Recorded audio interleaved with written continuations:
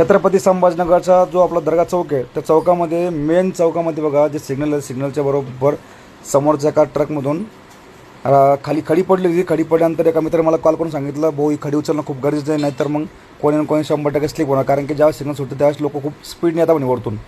तर अशा वेळेस मी त्याच वेळेस तिथे जाऊन बघितली, पाहणी केली आणि माझी जी टीम होती त्यांना फोन करून बोलून घेतलं.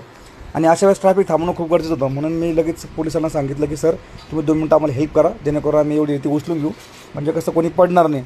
अशाच मग पोरांना लगेच आम्ही काम चालू केलं. म्हणजे सरांनी त्यांचं काम केलं आणि आम्ही आमचं काम पटापट करण्याचा प्रयत्न केलेला आहे. ज्या सिग्नल थांबवतो त्यावेळेस आम्ही झाडू मारत होतो. सिग्नल सुटलं की थांबून घ्यायचं आणि सिग्नल लागले की पुन्हा आम्ही स्टार्ट करायचो. असं जवळपास आम्हाला 5-10 मिनटं वेळ लागला आणि त्यात 5-10 मिनटामध्ये आम्ही पूर्ण हे साफसफाई करून घेतली.